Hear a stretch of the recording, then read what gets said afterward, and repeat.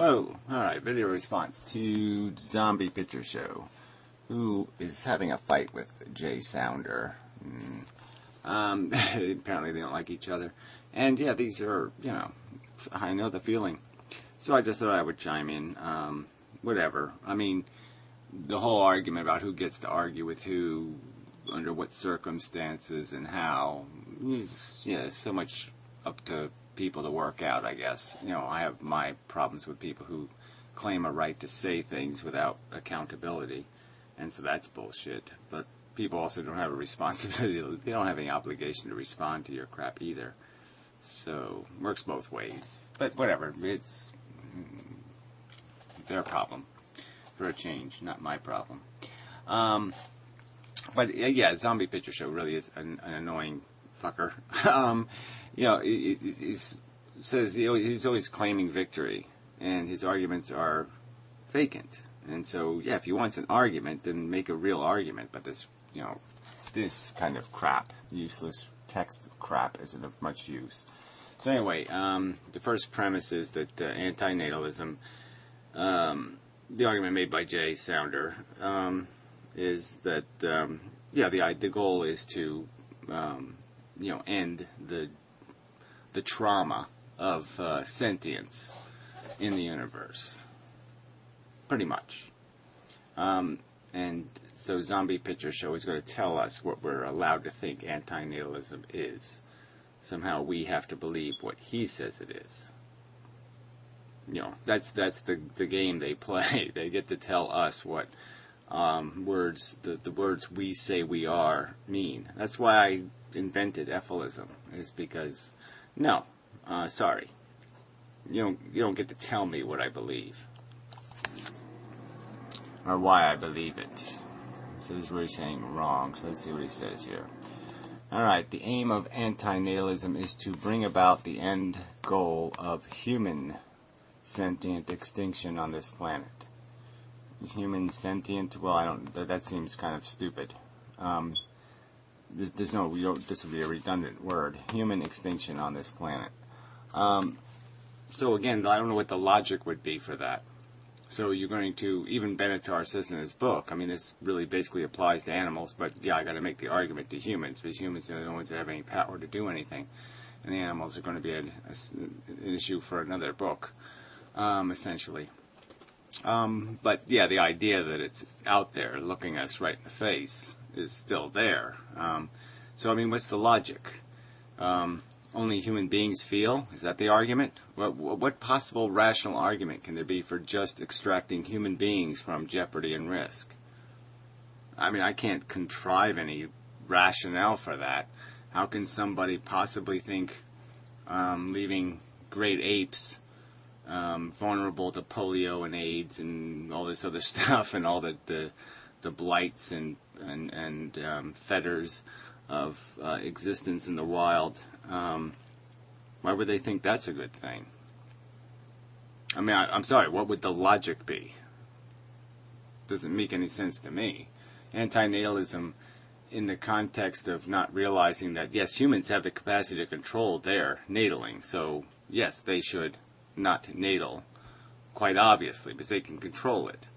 What we do about animals is another subject, but it's the causes are exactly the constituent argumentation beneath the two subjects are exactly the same. So anti-natalism is essentially just saying, yes, first you wipe out the humans, you get them to a manageable number, and then you do something about the wildlife, quote unquote.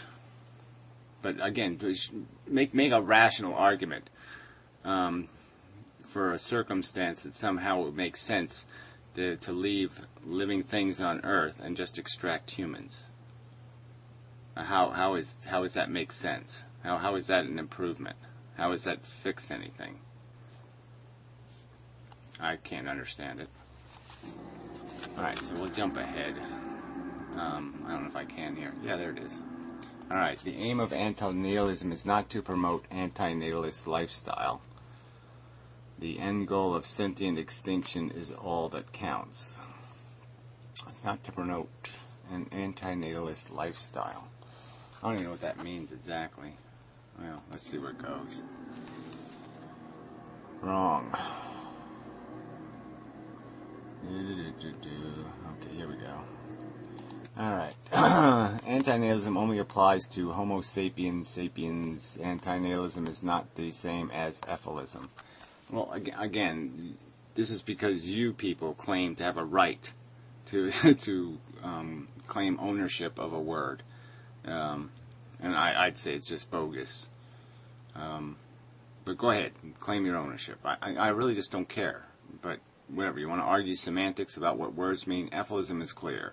Okay, it's about living things, and it's about the fact that the fundamental mechanics of life are broken. Not just that humans are broken. Effalism, it will be immoral to put ourselves over other sentient beings regarding our beliefs of what is right, wrong, or just. It will be immoral. That doesn't even sound right. To put ourselves over other sentient beings. So the logic here is that we should default to a system that is fundamentally unintelligent. So we, as the intelligent organism, should reject our intelligence, reject the logic, reject what it says to us plain and clear, and we should default to a system for which we can find no intelligent construction, no mechanism, no fundamental design element that has intelligent construction. It's a gladiator war, and we should respect that. No, I don't think we should. Just as we are responsible for the welfare of animals under our care, like if I owned a farm, I'd be responsible for the welfare of the animals on the farm, and as I'm responsible for, as a pet haver, or as a house sharing a house with another animal, I have a responsibility to that animal.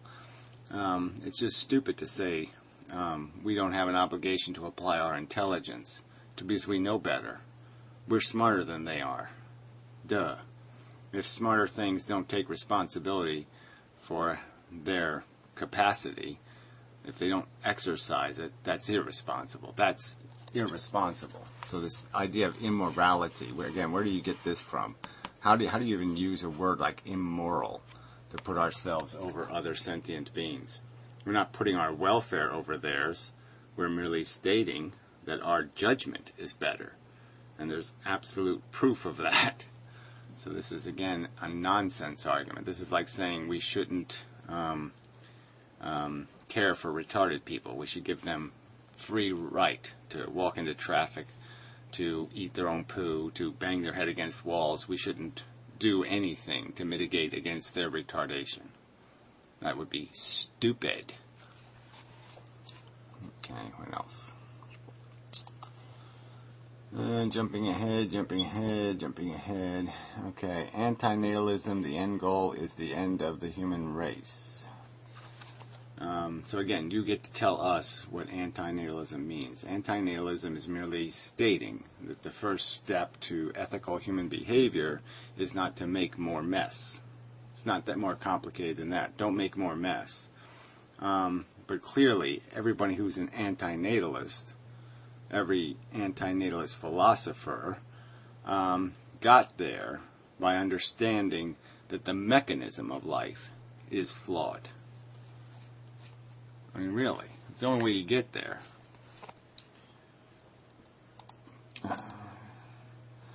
To further this paramount end goal of sentient extinction, I see the following two goals as being uncompromisable. Okay, this is, I guess, Jay's. I mean, it would have been nice just to point out which ones are your statements and which ones are his. In order for something to be uncompromisable, it must be logically infallible. Let's take a look. No, it doesn't. The fact that somebody says they're not going to compromise as their own is a statement. There's no... To say there's no compromise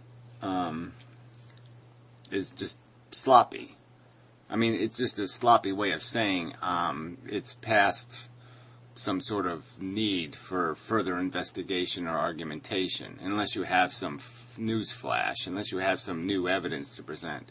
There's nothing to discuss. The evidence that's on the table, the evidence that's available to the human species, all points to one thing.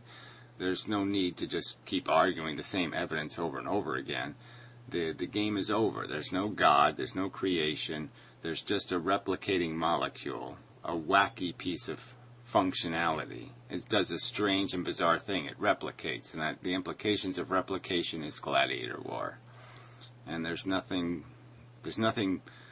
rationally, logically sensible about a senseless war among molecules of equal character.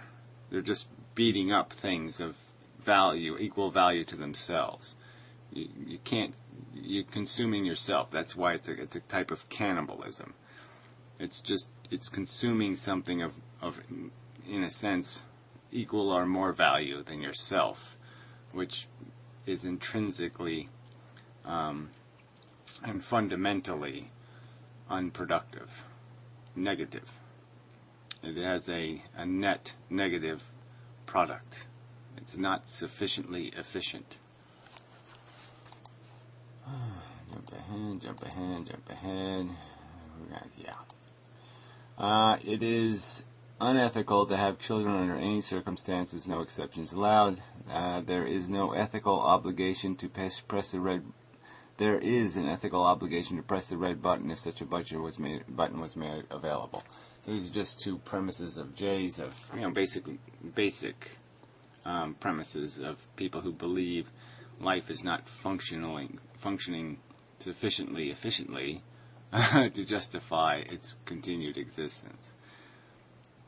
Okay, so again, wrong, he says. Yeah, well, spelling it in all caps and in red letters doesn't make it more wrong. It doesn't make you right, fella.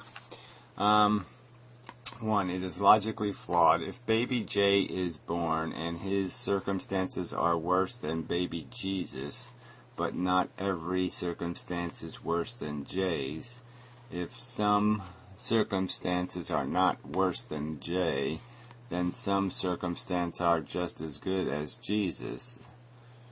Therefore, there is no better circumstance than baby J if one circumstance is better than another.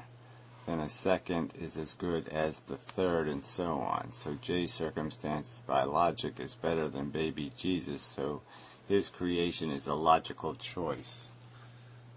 What a crock of shit. I mean, what the fuck?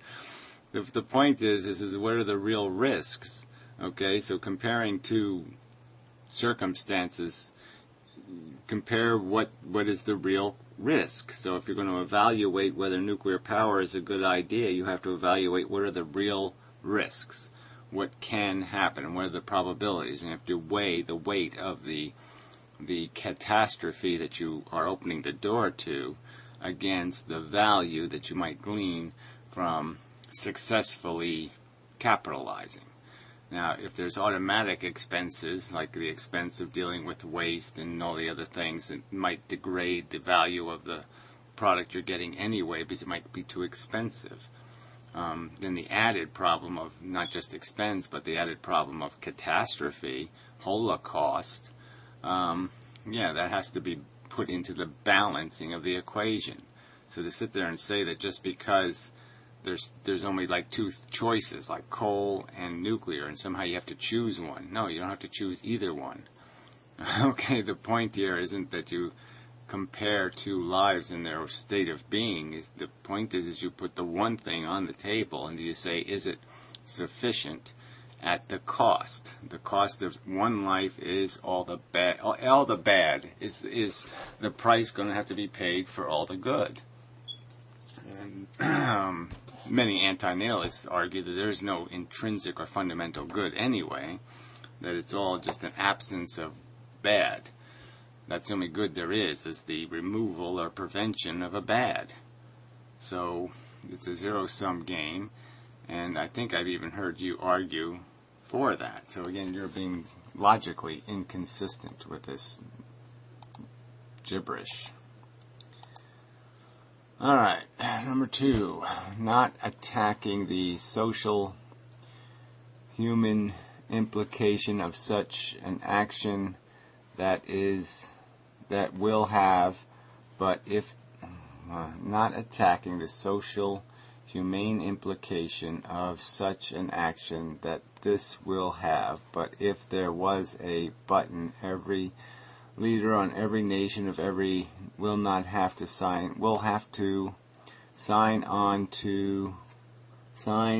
on this. Again, the argument for such an action would have to be logically infallible.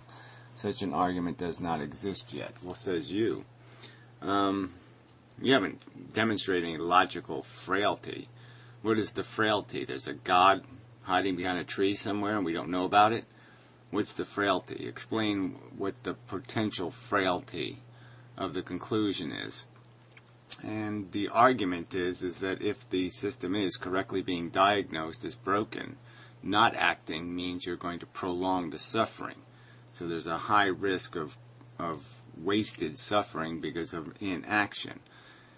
Third, the act of procreating, of perpetuating, is the aggressive action. Again, this is the risk-taking. And the risk is being assigned to people without consent. The obligation of infallibility seems to me to be on the individuals taking the risk, the individuals pushing and promoting and imposing. If you're going to impose on something, you're required to have that infallible thing in your pocket, like you're not going to screw up, like you're not going to burn their house down.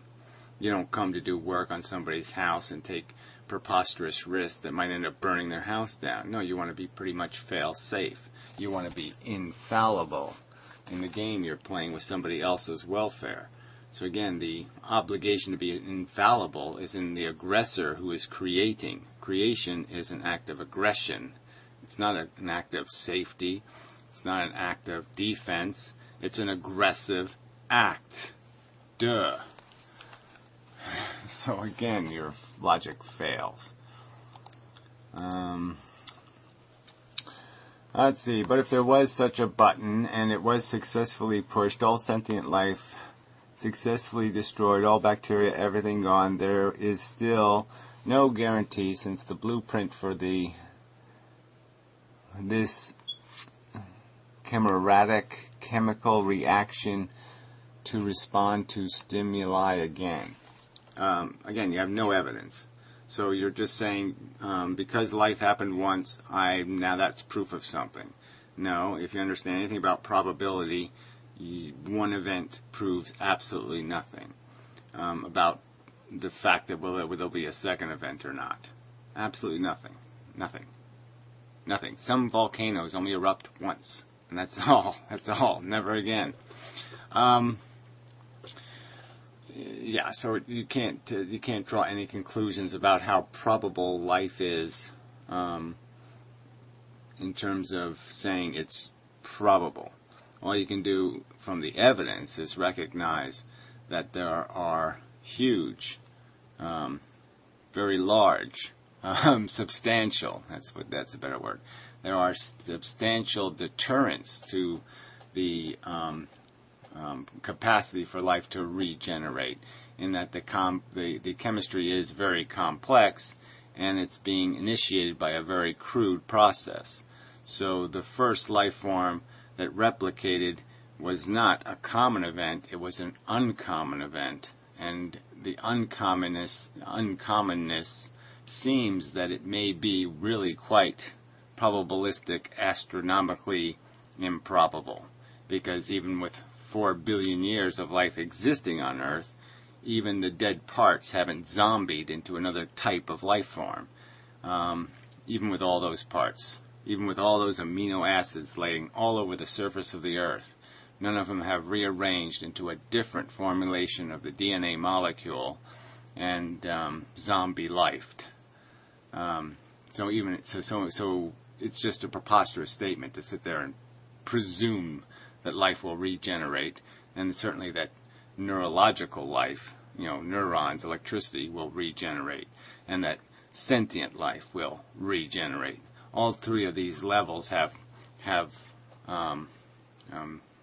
improbable attainment constituent evidence. There's evidence that this stuff is not probable, that it's unlikely, not likely chemistry. Investigating,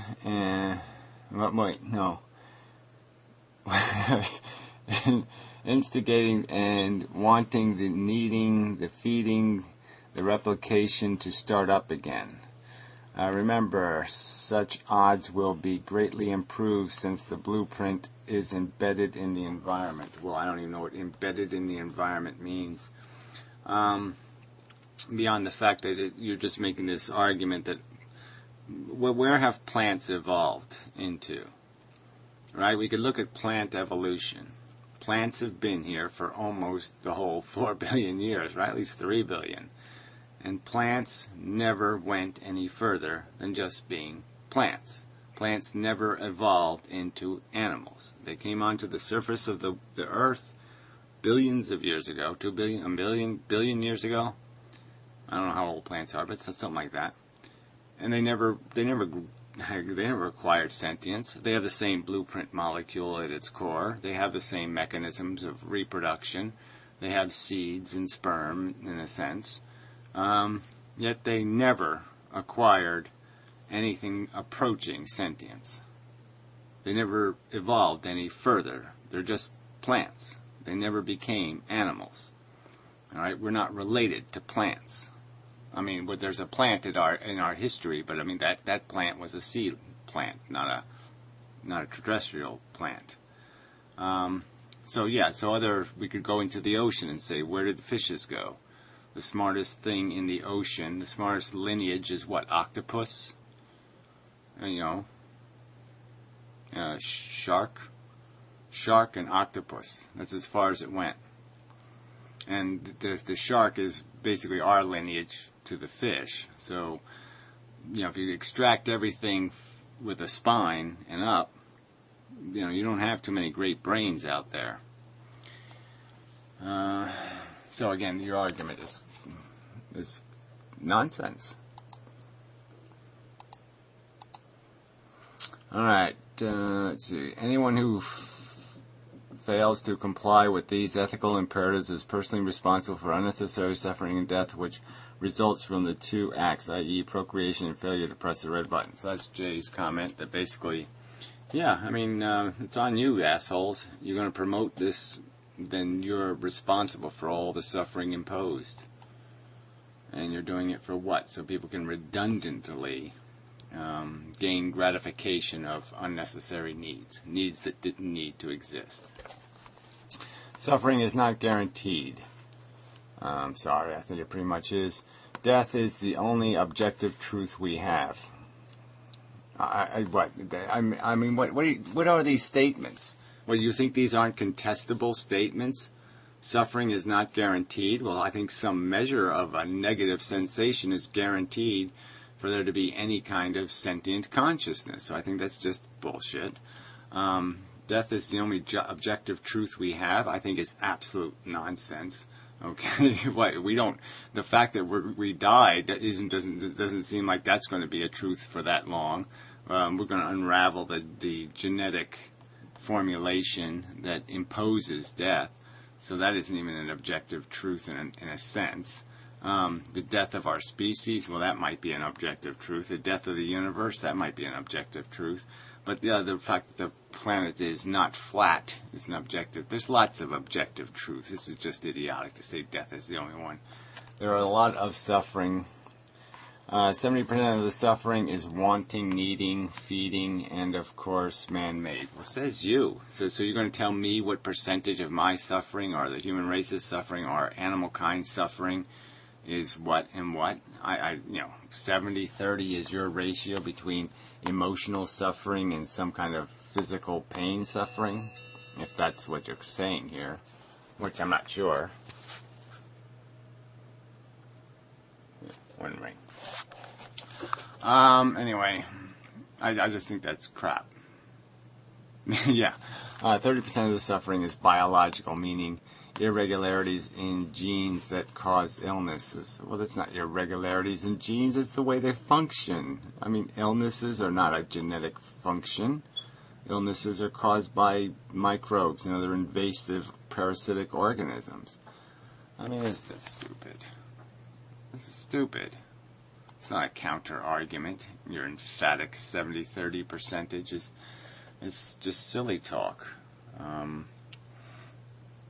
You know, and so there can be lots of conversation. I've already made videos on that subject, but I mean, there's lots of ways you could disqualify the function of a life. All you need is one bad week, and you can wipe out the value of a whole life if the week is bad enough, if the torture is substantial enough. I certainly wouldn't live the life if you have to be tortured for a week, you know, or something like that. So, I mean, you know, or the miseries can be long and hard and slow and pick at you a piece at a time, little bites. It can be little bites or one big bite, but it can come in lots of forms. The negative experience that unravels any function or purpose in playing the game. And the other side of the argument is once you know that the game is just feeding an addiction, that you're just getting hungry every day and eating because that's what the mechanism makes you do, that, yeah, the value of what you're accomplishing gets diminished. And so then it doesn't take much suffering to overwhelm the value of redundantly chasing an old stale Cheeto that humankind has been chasing for 500,000 years. Let's stop this wishy-washy life is suffering crap and do something productive like alleviate or mitigate such hurtful circumstances. Well, again, that's just, you know, don't cure the disease, just keep making band-aids. That's all you're saying to me. All right, don't cure malaria, no, just keep treating the disease, keep treating the symptoms, keep enduring the suffering and the waste and the nonsense. Don't fix the problem. And again, to argue that life is anything else but broken, I don't think you can do without resorting to a god of some kind. Or just say, we all think so. Well, so what? You all are stupid and illogical. This is logically sound. Well, idiotic. Sorry, no sale. Once child policy, yeah, that should be one. Then a graceful exit. Well, again, how is this? You say like alleviating, mitigating such hurtful circumstances. So you argue for I don't even know what you are. This doesn't make any sense. This wishy-washy life is suffering crap. Again, how can you be? What are you arguing here? So why are you arguing for a graceful exit if you think suffering is just wishy-washy bullshit? That doesn't make any sense. Total illogical duplicity. Anyway, enough said. Till next time and such. But yeah, please spare me these text videos. Really irritating.